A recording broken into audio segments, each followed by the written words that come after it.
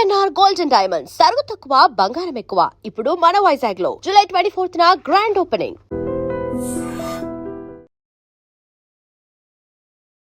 Welcome to news and Nijalu. This is Lumbini. So parliament లో FCRA bill introduce చేయడానికి all set. అంటే FCRA foreign contribution regulation act 2026. అయితే బేసిక్గా ఇది ఎందుకు వచ్చింది అండ్ దీని వెనక రీజన్స్ ఏంటి అండ్ ఇప్పుడు ఇంట్రడ్యూస్ చేస్తున్నారంటే ఏమన్నా ఇంకా ఏమైనా రూల్స్ని టైటన్ చేస్తున్నారా, ఇవన్నీ కూడా డిస్కస్ చేద్దాం. ఈ రోజు మనతో జాయిన్ అవబోతున్నారు senior journalist Suresh Kochattil sir మనతో పాటున్నారు. Let's talk to him. Hello sir, namaste sir. Foreign contribution regulation act అనేది ఇప్పుడు 2026లో ఇప్పుడు మనకు లాగా క్లియర్గా ఎన్ఫోర్స్ చేయడానికి గవర్నమెంట్ ట్రై చేస్తుంది. అండ్ మోస్ట్ ఇంపార్టెంట్గా దీంట్లో మానిటర్స్ అంటే మనకు ఫారెన్ నేషన్స్ నుండి వచ్చే ఫండ్స్ని మానిటర్ చేయడానికి at the same time asset మేనేజ్మెంట్తో పాటు ట్రాన్స్ఫర్స్ మీద కూడా చాలా రూల్స్ అనేటివి టైటన్ చేస్తున్నారు అన్నట్టుగా అంటున్నారు. So what exactly is this sir? మనం ఫారెన్ ఈ రెగ్యులేషన్ అంటే కాంట్రిబ్యూషన్ రెగ్యులేషన్ యాక్ట్ అనేది 2010లో ఇది ఒకసారి మాడిఫై అయింది అన్నమాట పార్లమెంట్లో. It's an act of parliament. 2010లో ఎవరు ఉన్నారు? మన్మోహన్ సింగ్ గవర్నమెంట్ ఉన్నారు. సో న్యాచురల్లీ బీజేపీనో లేకుంటే మోదీ గారినో తప్పట్లేము, వాళ్ళు తీసుకొచ్చారండి. దీనికి కారణం ఏంటంటే చాలా మటుకు ఈ బయట నుంచి వచ్చే ఫండ్స్ ఇక్కడున్న ఎన్జిఓలు చాలా మటుకు మిస్యూజ్ చేశారు. సో దాన్ని అడ్డుకోవడానికి గవర్నమెంట్ తీసుకొచ్చిన ఒక చట్టం ఇది. 2010లో ఇది తీసుకొచ్చారు. 2010 తర్వాత మనం చూస్తున్నామంట దీన్ని తర్వాత, ఎందుకంటే ప్రిడిసెసర్ లా దీనికన్నా ముందు 1976లో ఒకటి ఉండే, దాన్ని మాడిఫై చేసి ఇంప్రూవ్ చేశారనమాట. ఇందిరాగాంధీ పీరియడ్, ఆ టైంలో Indira Gandhi period. You are right. So ఇది బేసిక్లీ దీని చట్టాలు ఏమంటుందంటే, దీని ఇంప్లిమెంటేషన్ ఏముంటుందంటే, దీని బ్రైబరీ స్కామ్ ఒకటి జరిగింది ఎఫ్సిఆర్ఏలో చాలా మటుకు. సిబిఐ ఎఫ్సిఆర్ఐ ఆఫీషియల్స్ ఎన్జిఓలు కుమ్మక్కై చేసిన పనులు 2022లో సిబిఐ రేడ్ చేసి వీళ్ళ మీద చట్టాలు తీసుకొచ్చారు. మన్మోహన్ సింగ్ గవర్నమెంట్ దీన్ని ఎందుకు తీసుకొచ్చారంటే దానికి కారణం ఒకటి ఉంది. Kudankulam nuclear power plant project వ్యతిరేకంగా పెద్ద ఒక క్యాంపెయిన్ నడిపించారు. అది మనం అనుకున్న ఇనిషియల్ అక్కడ ఉన్న లోకల్ ప్రజలు చేశారు. వాళ్ళకు రేడియేషన్ కన్సర్న్స్ ఉంటుంది, ఇది న్యూక్లియర్ పవర్ ప్లాంట్ వస్తే మాకు ప్రాబ్లం ఉంటుంది, అది ఇది అని చెప్పేసి. కానీ చేపించిందంతా చర్చ్ వాళ్ళు. దాని వెనుక పాలిటిక్స్ ఉండే. ఎందుకంటే యుఎస్ గవర్నమెంట్కి ఏం కావాలంటే మనం వాళ్ళ వైపు నుంచి వాళ్ళ దగ్గర నుంచి కొనాలని వాళ్ళకు ఒక ఇది ఉండే, ఏముండే. న్యూక్లియర్ పవర్ ప్లాంట్ వాళ్ళు ఎస్టాబ్లిష్ చేయాలి, వాళ్ళు స్థాపించాలి. ఎందుకంటే this is a 6-part plant అన్నమాట. దాంట్లో 3 సెటప్ అయిన ఇంకా 3 సెటప్ కావాల్సి. తో కూడంకులం వ్యతిరేకంగా చేస్తే క్యాంపెయిన్ చేసి రష్యాని అక్కడి నుంచి తరిమి కొడితే Russia is going to build it. మేము అంటే వెస్టింగ్ హౌస్ కానీ మిగతా యుఎస్ కంపెనీ వాళ్ళు ఇండియాకి టెక్నాలజీ అమ్మగలరు, వాళ్ళు సెటప్ చేస్తారు ప్లాంట్. చాలా పెద్ద ఘర్షణ జరిగింది, కొంత పోలీస్ ఫైరింగ్ జరిగింది, కొంతమంది చనిపోయారు.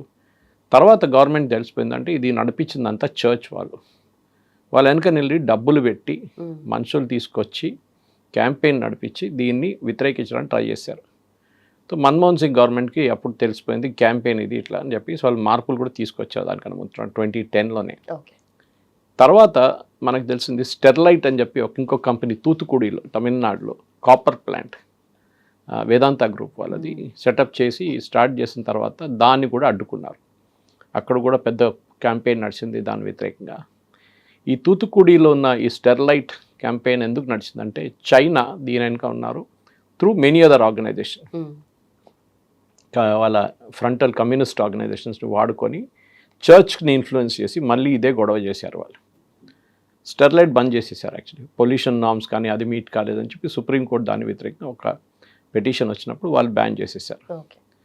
అప్పుడు దాకా మనం ఇనీషియల్ స్టేజ్లో మనం ఇంపోర్ట్ చేస్తుండే కాపర్ మన దేశానికి. అండ్ కాపర్ అనేది ప్రతి దాంట్లో వాడుకుంటాం, ప్రతి ఎలక్ట్రానిక్ ఐటెంలో ఉంటుంది, ఈవెన్ హౌస్ హోల్డ్ ఐటమ్స్లో మీకు కనిపిస్తుంది, కాపర్ వెసల్స్ కనిపిస్తుంది మీకు. అది కాకుండా మీకు నార్మల్ ఇండస్ట్రీలో కూడా మోటార్ వెహికల్స్లో అన్ని ప్లేసెస్లో కాపర్ కనిపిస్తుంది మీకు. సో మనం ఇంపోర్ట్ చేస్తుండే బయట నుంచి. కానీ స్టెర్లైట్ సెటప్ చేసిన తర్వాత మనం ఎక్స్పోర్ట్ చేయడం మొదలుపెట్టాం. అంటే మనకున్న కెపాసిటీ సరిపోయింది, మనకున్న డిమాండ్ సరిపోయిన తర్వాత ఎక్స్పోర్ట్ చేయడం మొదలుపెట్టారు. ఆ మార్కెట్ చైనాని కొట్టారు ఇమ్మీడియట్గా వెళ్ళి. చైనాకే పెద్ద ప్రాబ్లం అయిపోయింది, చైనా అండ్ పాకిస్తాన్. ఎందుకంటే పాకిస్తాన్ వీళ్ళకు రా మెటీరియల్ సప్లై చేస్తుండే చైనాకి. సో ఇది ఎట్లయినా అడ్డుకోవాలని చెప్పి దీన్ని క్యాంపెయిన్ నడిపించారు, స్టెర్లైట్ క్లోజ్ చేయించారు. స్టెర్లైట్ క్లోజ్ చేసిన తర్వాత India is now a net importer of copper. మనం మళ్ళీ ఇంపోర్ట్ చేసుకుంటాం. ఎవరి దగ్గర నుంచి? చైనా దగ్గర నుంచి. సో ఇది మన దేశంలో నడుస్తున్న క్యాంపెయిన్, ఈ ఎన్జిఓల పని ఇది. ఒక 80% మంది ఇదే పని చేస్తారు, ఒక 20% జెన్యున్ పని చేస్తారు. మన దేశంలో 25,000 ఎన్జిఓల లైసెన్సెస్ క్యాన్సిల్ చేశారు మోదీ గవర్నమెంట్ వచ్చిన తర్వాత. ఆల్మోస్ట్ ఒక 16,000 మంది వాళ్ళ 15,000 సంథింగ్ వాళ్ళ రిజిస్ట్రేషన్ ల్యాప్స్ అయిపోయిందని ఇంటిమేట్ చేశారు గవర్నమెంట్. అంటే మీరు 5 సంవత్సరాల్లో ఏ ఎన్జిఓ అయినా కానీ, ఏ సొసైటీ అయినా కానీ, ఏ అసోసియేషన్ కానీ మీరు ఎఫ్సిఆర్ఐ తీసుకుంటే మీరు రీరిజిస్టర్ చేయాల్సి వస్తుంది. ఏదో ఒకసారి తీసుకుంటే అయిపోతుందని కాదు. సో దాంట్లో 15,000 మంది పోయారు. సో టోటల్ మన దగ్గర ఉన్న 50,000లో ఇప్పుడు ఉన్నది 15,000, 14,000 సంథింగ్ ఎన్జిఓలు ఉన్నారు. దాంట్లో మ్యాక్సిమం సౌత్ ఇండియాలో ఉన్నది ఎక్కువ, కొంచెం నార్త్ ఈస్ట్లో ఎక్కువ ఉన్నారు. మళ్ళీ ఇది ఒక ఎఫ్సిఆర్ఏ రిజిస్ట్రేషన్ చేయాలంటే దానికి కావాల్సిన చాలా చట్టాలు ఉన్నాయి. One of the main thing is centralized bank account ఉండాలి. మీరేదో పల్లెటూరులో వెళ్ళి ఒక బ్యాంక్ అకౌంట్ ఓపెన్ చేసి అక్కడి నుంచి ఆపరేట్ చేసి సెంట్రల్ గవర్నమెంట్ దాన్ని మానిటర్ చేయలేరు. సో వీళ్ళేం చేశారు, ఇప్పుడు సెంట్రల్ గవర్నమెంట్ ఏం చేశారు, చట్టం తీసుకొచ్చినప్పుడు నుంచి ఉంది. State bank of India parliament branch అని చెప్పి ఒక బ్రాంచ్ ఉంది ఢిల్లీలో. ఈ బ్రాంచ్లోనే వీళ్ళు అకౌంట్ ఓపెన్ చేయాలి.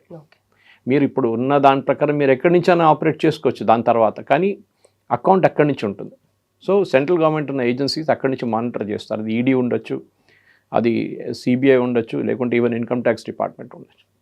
వాళ్ళు కాన్స్టెంట్గా మానిటర్ చేస్తుంటారు ఎంత డబ్బులు వస్తున్నాయి, ఎంత డబ్బులు పోతున్నాయి. సో ఇది ఎఫ్సిఆర్ఐది జరిగిందన్నమాట. ఇప్పుడు ఎఫ్సిఆర్ఐలో కొంచెం అమెండ్మెంట్స్ తీసుకొస్తున్నారు గవర్నమెంట్.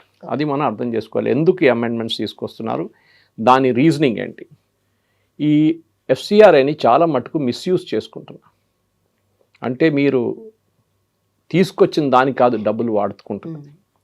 మీరు ఫర్ ఎగ్జాంపుల్ మీరు ఎడ్యుకేషనల్ పర్పస్ అని చెప్పి బయట నుంచి ఒక 50 కోట్లు తెచ్చుకుంటారు ఫారిన్ కరెన్సీలో, కానీ ఆ 50లో మీరు 10 కోట్లు కూడా వాడరు. మిగతా 40 కోట్లు ఎక్కడ పోయింది ఎవరికి తెలియదు. అన్ని ఫేక్ అకౌంట్లు తయారు చేసి, అన్ని ఫేక్ బిల్స్ తయారు చేసి, మేము ఆ బిల్డింగ్ కట్టాము, ఈ బిల్డింగ్ కట్టాము, అక్కడ స్కూల్ కట్టాము, ఇక్కడ స్కూల్ కట్టామని చెప్పి, ఒకటి ఆంధ్రప్రదేశ్లో స్కూల్, ఒక తమిళనాడులో స్కూల్, ఒకటి నాగాలాండ్లో స్కూల్, ఒకటి ఛత్తీస్గఢ్లో స్కూల్ అని చెప్పి అట్లా చేస్తారనమాట. ఇప్పుడు గవర్నమెంట్ అంటున్నారు సారీ, ఈ అమెండ్మెంట్లో you have to be reason specific, geographically. అంటే మీరు ఆంధ్రప్రదేశ్లో మీ ఎన్జిఓ ఉంది, మీరు ఇక్కడే ఆపరేట్ చేస్తున్నారా, ఆ స్పెసిఫిక్ ఇవ్వాలి. Okay, then you register like that. ఏదో 10 చోట్లలో మీరు మొదలు పెడితే కన్ఫ్యూజన్ అయిపోతుంది, ట్రాక్ చేయడానికి చాలా కష్టం అయిపోతుంది, మిస్యూజ్ ఉంటుంది. రెండవది మీరు ఏం చేస్తున్నారు, దానికి 5 హెడ్స్ ఆఫ్ అకౌంట్లో తీసుకొచ్చారు. రిలీజియస్, కల్చరల్, మీరు హెల్త్ కేర్ ఉంటుంది, ఇట్లాంటి 5 హెడ్స్ ఆఫ్ అకౌంట్లో తీసుకొచ్చారు గవర్నమెంట్. ఇప్పుడు ఈ చట్టంలో కొత్త దాంట్లో amendment, this is FCRA amendment. FCRA చట్టం ఉంది, దాన్ని అమెండ్ చేస్తున్నారు అన్నమాట. సో దాని ప్రకారం మీరు స్పెసిఫిక్లీ ఈ 5 కండిషన్స్కే తీసుకురావాల్సి వస్తుందన్నమాట. ఈ యూపీఏ హయాంలో ఈ చట్టాలన్నీ తీసుకొచ్చిన 2010లో చాలా అంబిగ్వస్ ఉండేవి, క్లారిటీ లేకుండే. మీరు దేనికి తీసుకొస్తున్నారు, దేనికి వాడుతున్నారు, క్లారిటీ లేదన్నమాట. సో ఇది ఒక పెద్ద మిస్యూస్ ఆ టైంలో జరిగింది, మీకు తెలిసి ఉంటుంది కూడా. ఇప్పుడు అమిత్ షా గారు మొన్న ఒక మీటింగ్ పెట్టారు జూన్లో, ఈ క్రిస్టియన్ రిలీజియస్ ఇన్స్టిట్యూషన్ హెడ్స్తో అందరిని పిలిపించి ఢిల్లీలో మాట్లాడారు. మీకేదో డౌట్స్ ఉందన్నారు ఎఫ్సిఆర్, నేను క్లారిఫై చేస్తాను అంటే వాళ్ళు క్వశ్చన్స్ అడిగారు దీని గురించి, సీజర్ ఆఫ్ అసెట్స్ గురించి. అది నేను ఎక్స్ప్లెయిన్ చేస్తాను మీకు. ఇదన్నీ అడిగిన తర్వాత అమిత్ షా గారు చెప్పారు, దేశంలో వస్తున్న మొత్తం అమౌంట్ది 30% ఈ క్రిస్టియన్ ఇన్స్టిట్యూషన్స్కి వెళ్తుంది. అది మేము చాలా మటుకు ట్రాక్ చేస్తున్నాం. దాంట్లో ఒక టోటల్ అమౌంట్లో ఒక 25-30% మిస్యూజ్ అవుతుంది కన్వర్జన్కి. అది మేము అడ్డుకుంటాం ఈ కొత్త చట్టంలో. కానీ మిగతా దాంట్లో మాకు ప్రాబ్లం లేదు, ఉన్నాయి అక్కడెక్కడ అవకతవకలు ఉన్నాయి, కానీ we'll manage that, we will have to track it. Audit ఉంటుంది, ఇన్కమ్ ట్యాక్స్ స్టేట్మెంట్ ఉంటుంది, రిటర్న్స్ ఫైల్ చేయాల్సి వస్తుంది. కానీ మిగతా 70% మాకు ప్రాబ్లం. సో దాని తర్వాత డీటెయిల్ డిస్కషన్ తర్వాత వీళ్ళందరూ వెళ్ళారు, బిషప్స్ కానీ ఫాదర్లు కానీ వీళ్ళు కార్డినల్స్ అందరూ వెళ్ళిపోయి దే వర్ వెరీ హ్యాపీ. వాళ్ళకన్నా మాకు ప్రాబ్లం లేదు బిల్తో. కానీ కాంగ్రెస్ పార్టీకి ఉంది, ఎందుకంటే రిమైనింగ్ 70% ఎక్కడికి వెళ్తుంది, ఇది మనం అడగాల్సింది. ఎవరికి 70% డబ్బులు వస్తుంది. సో గవర్నమెంట్కి తెలుసు ఎవరి దగ్గరికి, ఎందుకంటే సెంట్రలైజ్ స్టేట్ బ్యాంక్లో ఉంది డీటెయిల్స్ అన్నీ.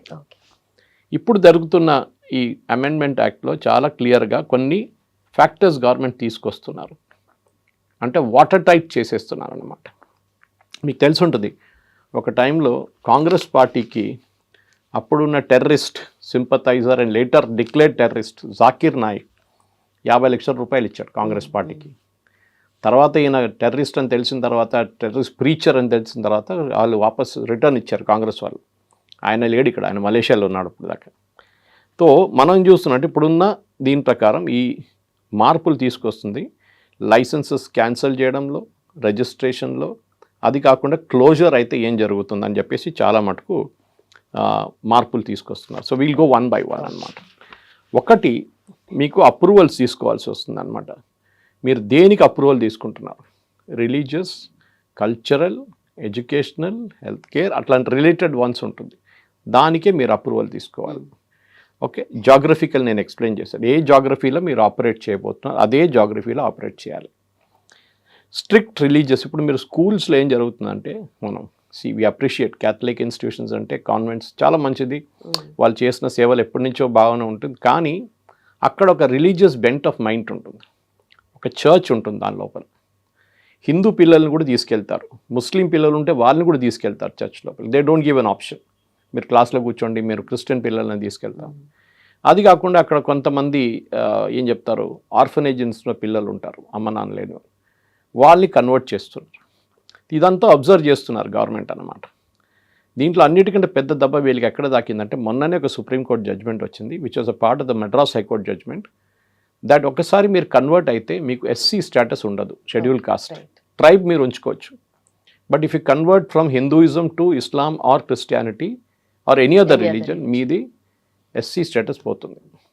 దాని కారణాలు, ఎందుకంటే హిందూ రిలీజన్లోనే డిస్క్రిమినేషన్ ఉందని చెప్పి ఎస్సీ ఎస్టీ స్టేటస్ తీసుకొచ్చారు, schedule tribe and schedule caste. దాని తర్వాత ఓబీసీలు కూడా ఇంక్లూడ్ చేశారు. కానీ క్రిస్టియానిటీలో అది లేదంటున్నారు. దానికోసం కదా క్రిస్టియానిటీకి వెళ్ళింది వీళ్ళు. కానీ అక్కడ కూడా ఉందంటే మళ్ళీ మీరు క్రిస్టియానిటీకి ఎందుకు వెళ్ళారు? ఆర్ ఇస్లాంకి వెళ్ళారు, అక్కడ డిస్క్రిమినేషన్ ఉందంటే మళ్ళీ క్యాస్ట్ లేదు ఇస్లాంలో. కోర్స్ వాళ్ళకి షియా సున్నీ అట్లాంటివి ఉన్నాయి కొన్ని.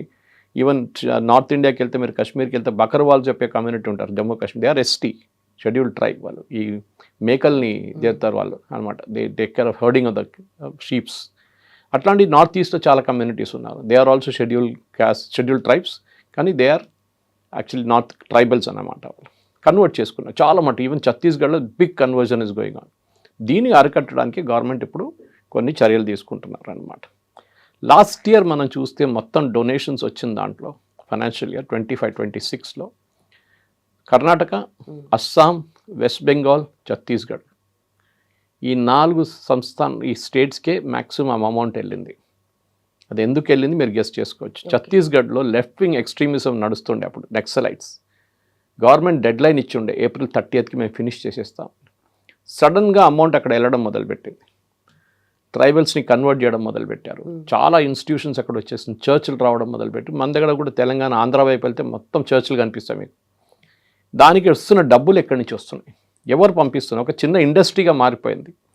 ఒక పాస్టర్గా ఉంటే మీకు టార్గెట్ ఇస్తారు, వాళ్ళు ఇంతమందిని కన్వర్ట్ చేయాలి, మీరు నెలకి ఇంతమందిని కన్వర్ట్ చేస్తే మీకు ఇంత జీతం టార్గెట్ ఉంటుంది, ఒక మనిషిని కన్వర్ట్ చేస్తే ఇంత అని చెప్పేసి.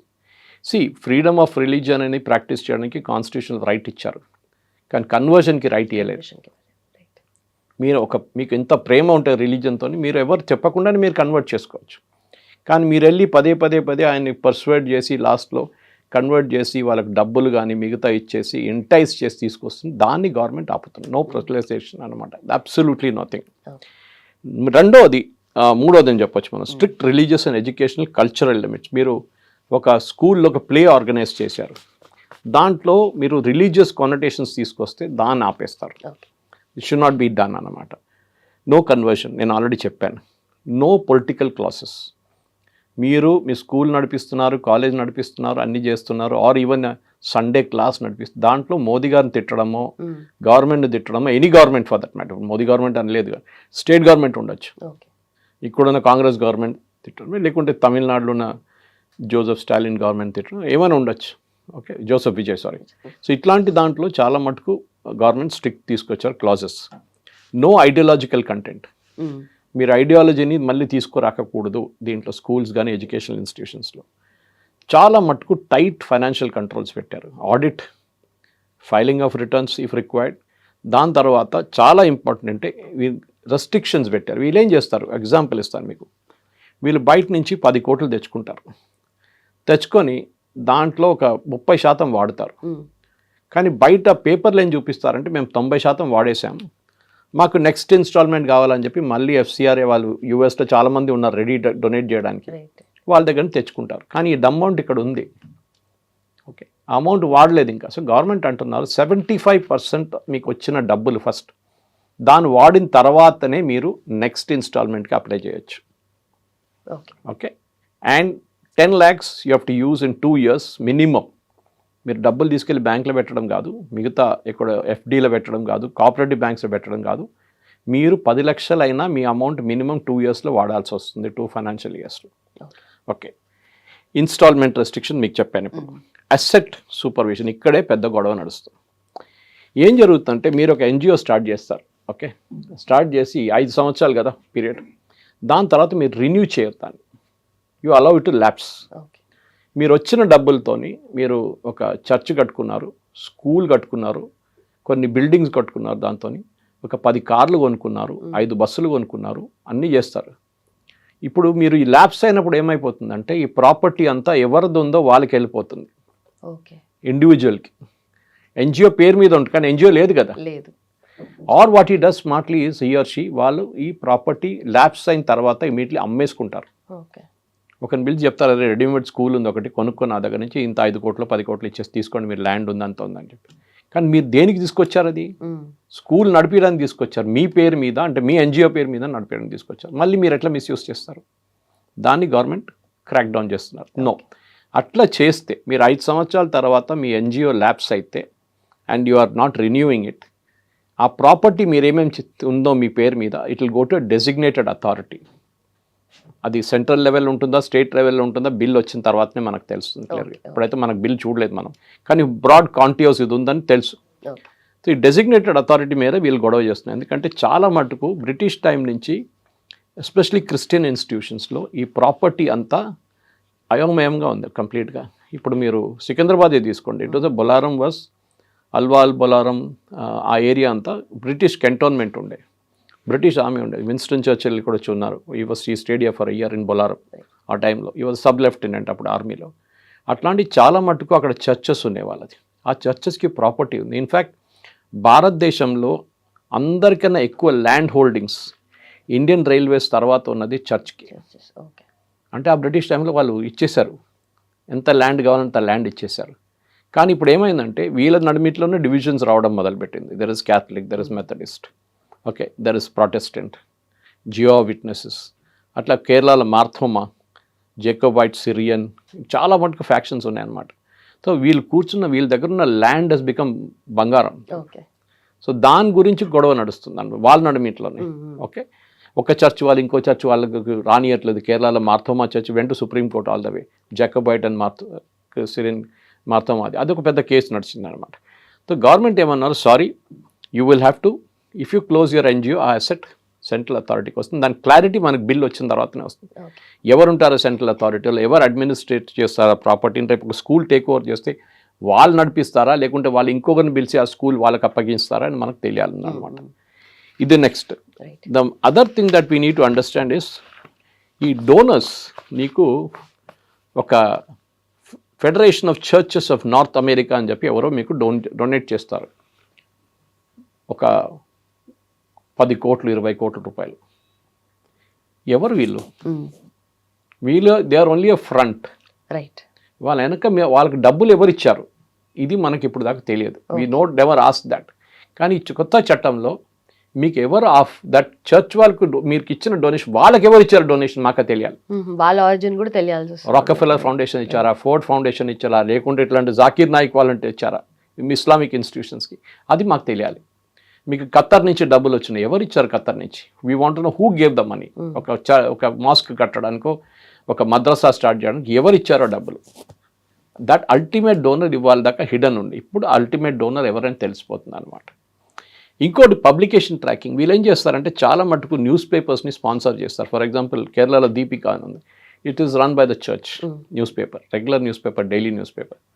అట్లనే ఈవెన్ ఇస్లామిస్ట్ వాళ్ళకు కూడా న్యూస్ పేపర్ ఉంది, చంద్రిక అని చెప్పేసి. కానీ వాళ్ళు చెప్తే మాట్లాడుతున్నప్పుడు వాళ్ళు అంటారు మేము సెక్యులరు అది ఇది అంటారు, కానీ వాళ్ళ అజెండా ఒకటే.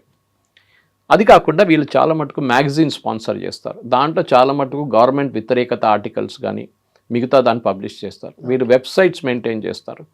వీళ్ళు సోషల్ మీడియా హ్యాండిల్స్ మెయింటైన్ చేస్తారు, ఒక క్యాంపెయిన్ నడిపిస్తారు. ఇప్పుడు కూడంకులం లాంటిది చాలా మటుకు ఇప్పుడు కాక్రోచ్ జనతా పార్టీ ప్రొటెస్ట్ అంటే మీరు చూస్తుంటే చాలా మటుకు సోషల్ మీడియా హ్యాండిల్స్లో వస్తుంటాయి. These are all sponsored by these people. ఆ జీతం ఇచ్చి వాళ్ళకి డబ్బులు ఇచ్చి నడిపిస్తున్న క్యాంపెయిన్ ఉంటుంది.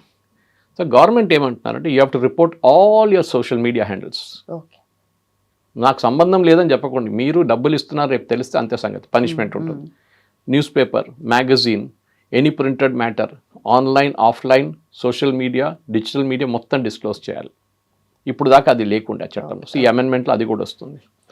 అండ్ ఇన్వెస్టిగేషన్, సెంట్రలైజ్డ్ ఇన్వెస్టిగేషన్, ఇప్పుడు దాకా స్టేట్ లెవెల్ ఇన్వెస్టిగేషన్ కాకుండా సెంట్రల్ లెవెల్ నుంచి ఇన్వెస్టిగేషన్ ఉంటుంది. దాంట్లో క్లియర్గా సెంట్రల్ గవర్నమెంట్ వాళ్ళ సిబిఐ ఉండొచ్చు, ఇంకెవరైనా ఉండొచ్చు, ఈడీ ఉండొచ్చు, దే విల్ ఇన్వెస్టిగేట్, వాళ్ళు పెనల్టీ వాళ్ళు డిసైడ్ చేస్తారు. రేషనలైజ్ చేశారు పెనల్టీస్ని అంతా. అంటే ముందు ఒక్కొక్క స్టేట్కి ఒక్కొక్క రూల్, ఒక్కొక్క టైంలో ఒక్కొక్క అమెండ్మెంట్లో ఒక్కొక్క చట్టం వచ్చినప్పుడు, ఇప్పుడు మీరు అమౌంట్ మిస్యూజ్ చేస్తే 30% ఆఫ్ ద అమౌంట్ మిస్యూజ్ చేస్తుంది గవర్నమెంట్ పెనల్టీగా పెడతారు, or 1 lakh whichever is higher. Okay, అంటే మినిమం 1 lakh అయినా ఉంటుంది పనిష్మెంట్ మీకు. ఇంప్రిజ్మెంట్ దీనికన్నా ముందు 5 సంవత్సరాలు ఉండే, అది తగ్గించి 1 year చేశారు. అది మంచిదే కదా, వీళ్ళు అప్రిషియేట్ చేయాలి. కానీ దాని మీద కూడా గొడవ చేస్తుంటారు వీళ్ళు.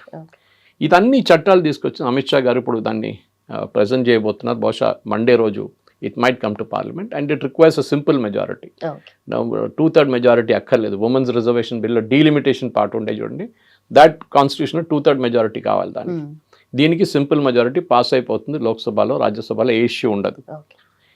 గవర్నమెంట్ ఇదంతా ఎందుకు తీసుకొస్తున్నాడు, దేనికన్నా ముందు ఒక పెద్ద ప్రాజెక్ట్ ఉండే క్రిస్టియన్ ఇన్స్టిట్యూషన్స్ యుఎస్ నుంచి, కాల్డ్ ప్రాజెక్ట్ జోషువా, కన్వర్షన్ కోసం. వాళ్ళు ఏమన్నారంటే భారతదేశాన్ని ఇక్కడ ఉన్న వాళ్ళకి కల్చర్ లేదు, వీళ్ళకి మాట్లాడడం తెలియదు, వీళ్ళకి టాయిలెట్ ఎటికెట్స్ లేదు, వీళ్ళకి ఏం లేదు, మనం నేర్పిస్తాం వీళ్ళని, they are all jungle like type, వాళ్ళని మనం క్రిస్టియన్ దాంట్లో తీసుకొచ్చి ప్రాజెక్ట్ జోషువా అని చెప్పి we will educate and make it like America అని చెప్పి ఆ ప్రాజెక్ట్ని తర్వాత గవర్నమెంట్ పట్టుకున్నారు. వాళ్ళు ఎవరో ఆర్గనైజ్ చేశారు, చాలామందిని అరెస్ట్ చేయడం జరిగింది, వాళ్ళని డిస్బ్యాండ్ చేయడం కూడా జరిగింది. కానీ రీసెంట్లీ ఇంకొక స్కామ్ బయటకు వచ్చింది. It was called project Timothy project. దాంట్లో ఏం జరిగిందంటే అమెరికా నుంచి 1000 డెబిట్ కార్డులు ఒక అమెరికన్ బ్యాంక్ పేరు మీద భారతదేశానికి వచ్చింది. 1000 డెబిట్ కార్డులు ఇక్కడ వచ్చి అన్ని స్టేట్స్లో ఈ కార్డు డిస్ట్రిబ్యూట్ అయింది. అది గవర్నమెంట్కి ఎట్లా తెలిసిందంటే గుజరాత్లో ఒక ఇన్సిడెంట్ జరిగింది.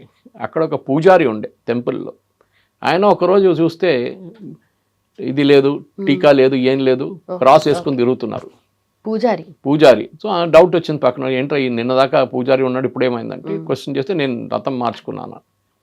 వచ్చా ఓకే ఫైన్, మీ చాయిస్ మీద అని చూస్తే వాళ్ళ కొడుకు మొన్నదాకా స్కూటర్ మీద తిరుగుతున్నాడు, కార్లో తిరుగుతున్నాడు. ఇప్పుడు ఏమనంటే నేను చదువుకుంటున్నా అంటాడు, ఏది కాలేజీలో చదువుకుంటున్నాడు, ఏది థియాలజీ, క్రిస్టియన్ థియాలజీ గురించి, అంటే వాడు కూడా మారిపోయాడు.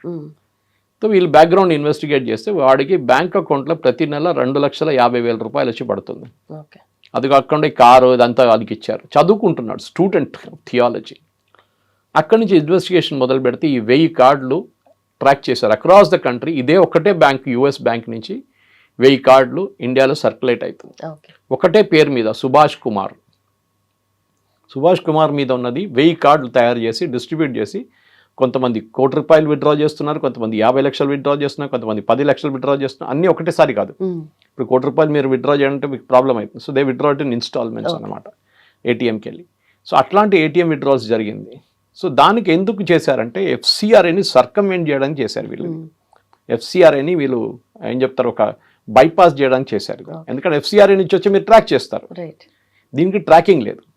సో ఇదొక పెద్ద స్కామ్గా మారిపోతుంది ఇప్పుడు. ఎందుకంటే ఎఫ్సిఆర్ అంటే లీగల్ రూట్లో యాక్చువల్ పేమెంట్ వస్తుంది, ఆ పేమెంట్ని మీరు ట్రాకిల్ చేస్తారు. ఫర్ ఎగ్జాంపుల్ దీంట్లో ఈ 30% క్రిస్టియన్ ఇన్స్టిట్యూషన్ చెప్పాను చూడండి, మిగతా 70%లో ఒక ట్రాన్సాక్షన్ 2-3 ట్రాన్సాక్షన్ ట్రాక్ చేస్తే ఈ తిమోతి ఇనిషియేటివ్ కింద వచ్చింది. Because it's also part of Christian this one. ఆ పేమెంట్స్ బంగ్లాదేశ్కి వెళ్ళింది. 3 బంగ్లాదేశ్ నుంచి 3 కార్డులు ఆపరేట్ అయినాయి. ఈ అమౌంట్ ఛత్తీస్గఢ్కి వెళ్ళిన అమౌంట్ కూడా బంగ్లాదేశ్కి వెళ్ళిన తర్వాత ఎందుకు బంగ్లాదేశ్, వెస్ట్ బెంగాల్కి వెళ్ళిన అమౌంట్ బ్యాంక్ నుంచి ట్రాన్స్ఫర్ అయింది, బంగ్లాదేశ్ నుంచి అది మన వెస్ట్ బెంగాల్ నుంచి విత్డ్రా చేసి బంగ్లాదేశ్కి పంపిస్తున్నారు, పట్టుకున్నారు.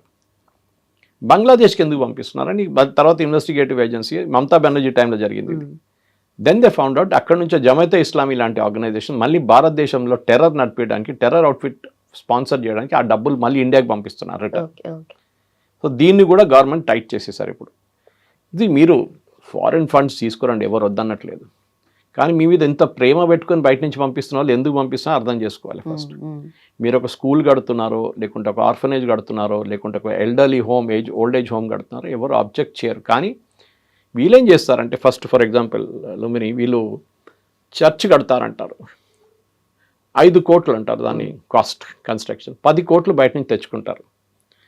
చర్చ్ అయితే కడతారు, దాని తర్వాత ఏం చేస్తారు, దాని పక్కన లేకుంటే కొంచెం దూరంలో మంచి ఇల్లు కట్టుకుంటారు పెద్ద.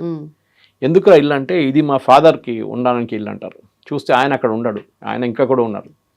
ఈ ఇంట్లో ఈయన ఉన్నాడు, ఎవరు ఎన్జిఓ హెడ్ అక్కడ ఉంటాడు. తర్వాత ఇంకా 3 ఇల్లు కట్టుకుంటాడు. ఎవరికి అంటే ఇదంతా మా వీళ్ళు చర్చ్లో ఉన్న వాళ్ళు ఉన్నారు కదా, వాళ్ళు ఇక్కడ ఉంటారు. చూస్తే వీళ్ళు రిలేటివ్స్ ఉన్నారు అక్కడ, ఇదే డబ్బులు. తర్వాత చూస్తే 2 మర్సిడీస్ బెన్స్, ఒక BMW వస్తుంది. ఇదంటే ఇది మా ఫాదర్కి తిరగడానికి కావాలి. మీ ఫాదర్ మెర్సిడీస్లో తిరుగుతారా, ఇంకా చిన్న కార్లు ఏం దొరకలేదా ఇది. సో ఇట్లాంటి అమౌంట్ మిస్యూజ్ చేసుకుంటూ పోతారు. యాక్చువల్ చర్చ్ 30% ఖర్చు పెట్టారు, మిగతా 70% వెంట into these kind of things. వీటికి టాక్సేషన్ ఉండదు, ట్యాక్స్ ఎట్లయినా ఉండదు, there is no taxation anyway for that, they have to file a return అంతే. కానీ ఇది ఒకటి ఉంది, సో మిస్యూజ్ జరుగుతుంది. So government is now saying మీరు దేనికి తీసుకొచ్చారో దానికే వాడాలి, you cannot change the nomenclature. So దీనికోసమే ఇంత పెద్ద గొడవ కాంగ్రెస్ పార్టీ చేస్తున్నారు. ఎందుకంటే వీళ్ళకి కేరళ నుంచి ఇనిషియలీ చాలా ప్రెషర్ ఉండే, దానికోసం లాస్ట్ టైం పార్లమెంట్లో ఇంట్రొడ్యూస్ చేసి గవర్నమెంట్ విత్డ్రా చేశారు, దీన్ని అబేయన్స్లో పెట్టారు. ఇప్పుడు కాదు తర్వాత చూసుకుందామని చెప్పేసి అది ఇప్పుడు మళ్ళీ తీసుకొస్తున్నారు. ఎందుకంటే అక్కడ కేరళలో దీని గురించి పెద్ద క్యాంపెయిన్ ఉంది దీని వ్యతిరేకంగా. ఫర్ ఎగ్జాంపుల్ మీరు మణిపూర్లో జరిగిన కుకీ అండ్ మీటీస్ నడుమ ఇట్లా గొడవ, Meiteis are Hindus, Kukis are Christians from Myanmar, వాళ్ళు ఇండియన్స్ కాదు, వాళ్ళ నడుమ ఇట్లా గొడవ జరిగింది. మీకు తెలిసిన చర్చ్ తగలబెట్టారు, అది ఇదని చెప్పి పెద్ద గొడవ జరిగింది. అక్కడ ప్రాబ్లం ఏంటంటే డ్రగ్ మనీ, అది గోల్డెన్ ట్రయాంగిల్లో వస్తుంది. థాయిలాండ్, మయన్మార్, ఇండియా గోల్డెన్ ట్రయాంగిల్లో డ్రగ్స్ చాలా తయారవుతుంది అన్న హిల్లీ ఏరియాస్లో beyond Imphal. The government of India అప్పుడున్న ముఖ్యమంత్రి బీరేన్ సింగ్ దీని వ్యతిరేకంగా పెద్ద క్యాంపెయిన్ నడిపించారు, మొత్తం తగలబెట్టారు పాపీ ఫీల్డ్స్ అంతా. దానికోసం ఆయన వ్యతిరేకంగా అంత పెద్ద క్యాంపెయిన్ జరిగింది, అక్కడ ఘర్షణలు జరిగింది.